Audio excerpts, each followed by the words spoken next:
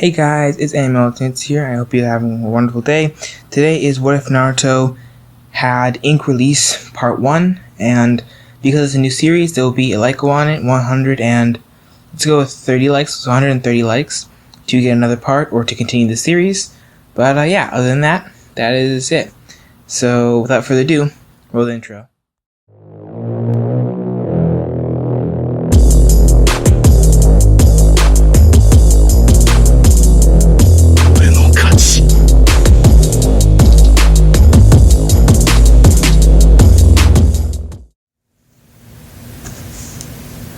It was early morning, October 10th. The 7-year-old Naruto was currently sitting in his rundown apartment. He rarely left his apartment because most times if he did, he would find himself being chased by a mob. He had been living there since he was 4, since he was kicked out of the orphanage. His skin was milky white and he had straight, vermilion red hair. He glanced toward the picture on his desk. It was of a pregnant woman with long red hair that went down to her ankles, and a man with bright yellow, spiky hair. His mother and father, Shino Uzumaki and Minato Namikaze.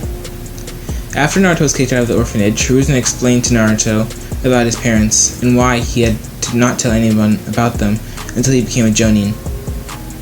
Hiruzen had always said that Naruto looked like a male version of his mother when she was his age, but he acted like his father. Naruto was currently drawing a picture of his mother, though it was in the picture she was around his age. Whenever Hiruzen stopped by, he would always drop off art supplies for Naruto. Usually, a lot of ink and a ton of scrolls. Naruto had an entire closet full of unused scrolls that he used for painting. He mostly saved them, but he used them occasionally. Naruto heard a knock at the door. He immediately walked to it and opened it. Hiruzen smiled down at Naruto, and when Naruto stepped aside, he entered. "Hello, Naruto," Hiruzen said.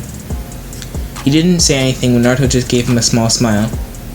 Naruto didn't talk very often, and instead used his facial expressions to convey everything he would have otherwise said. This had a side effect of giving Naruto a perfect poker face. Only Ibiki Morino, the top investigator and interrogator of the Leaf, could tell when Naruto was lying. "I have a surprise for you," Hiruzen said. "But first I need you to pack all of your art supplies and your personal items. You'll need them for the second gift." Naruto nodded and walked around the apartment, grabbing a few things for a few minutes. He sealed all of his blank scrolls and ink into a storage seal, along with his brushes. He then sealed all of his pictures and books into another storage seal, before he walked back to Hiruzen.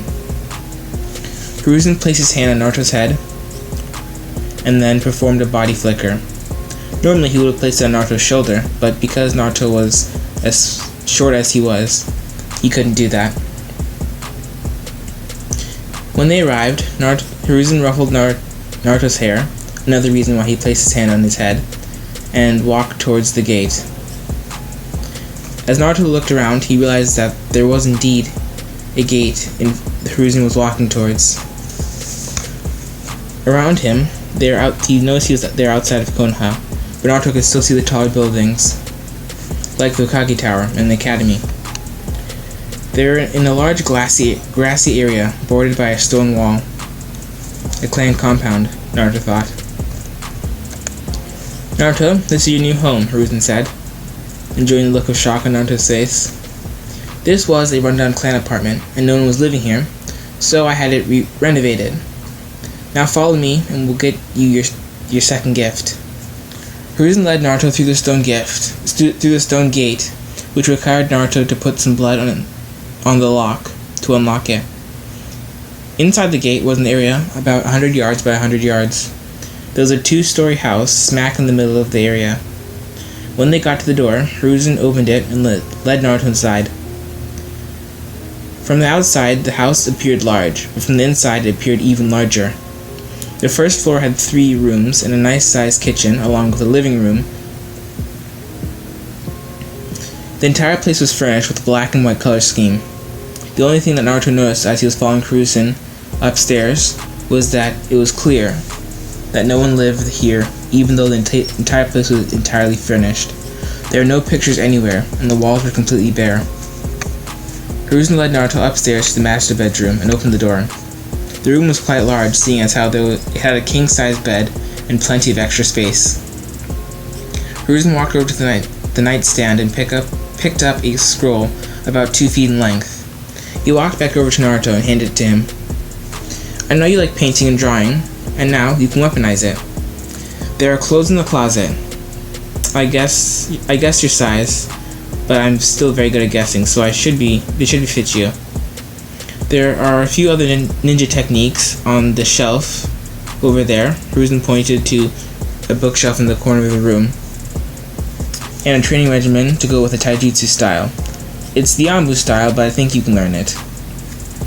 Well, anyways, Naruto, I have to get to the Hokage Tower. I shall see you later, Hiruzen said, before giving Naruto a quick hug and leaving. Naruto explored the rest of the house for a few minutes before going back upstairs, changing his clothes, and opening the scroll. Well, no time like the present to start learning this jutsu, Naruto thought. Time skip, 1 year. Naruto was in one of the rooms on the second floor of the house. What was cool about this room was that the ceiling was pure glass, and because the room was on the second floor, the sunlight streamed in. The room was about 30 feet by 30 feet, and the floor was covered in about 6 inches of dirt. Grass grew from the dirt, carpeting it in a lush green color. There were a couple of bushes around the room, but they'd obviously been recently planted, as seen through their size. Naruto had changed his outfit. He was now wearing the same thing as Sai, except the shirt was normal length, and the jacket had a large scroll instead of a katana, strapped to it. Not many people knew, but Naruto had painted 3 dragons across his entire body using a shadow clone.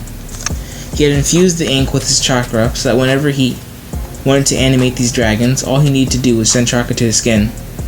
The 3 dragons were painted in incredible detail, and when animated they were quite large, allowing Naruto to ride on any one of them. He'd also painted the walls of the house with pictures of animals.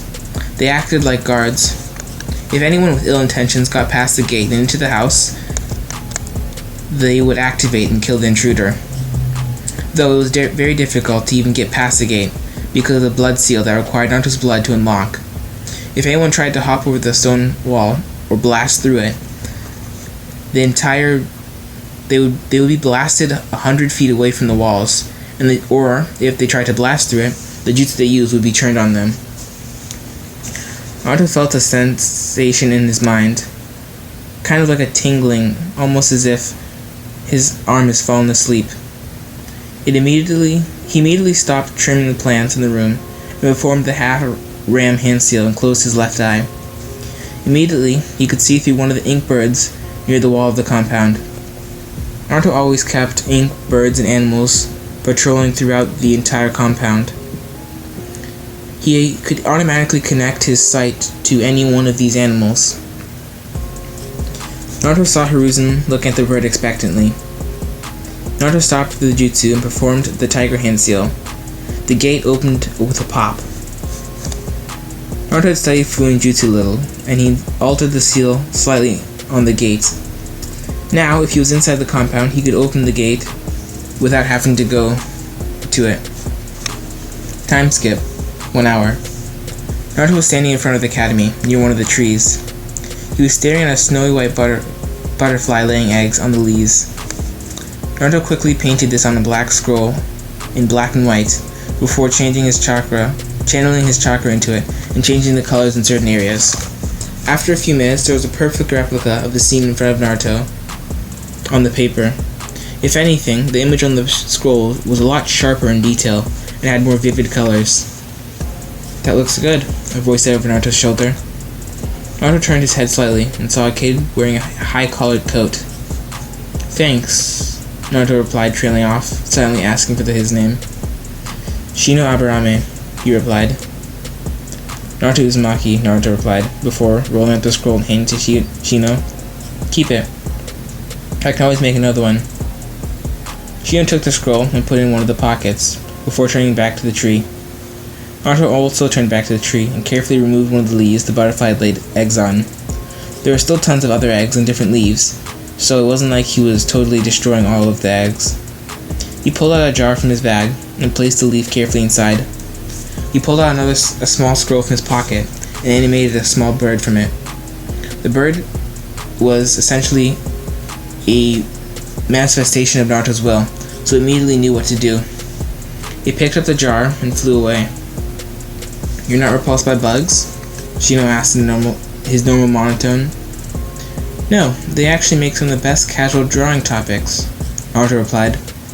"I find they are quite fun to draw in their natural habitat." Shino slightly turned towards the academy building and gestured towards the building with his shoulder. Naruto quickly put away his brush before slightly smiling and walking next to Shino towards the building. Chibi, Shino's father, nodded slightly at the scene before body flickering away. Hiruzen, who was also watching the scene through his glass ball, smiled. Naruto's first friend, he thought. Anyway guys, thanks for listening. I will see you guys next time.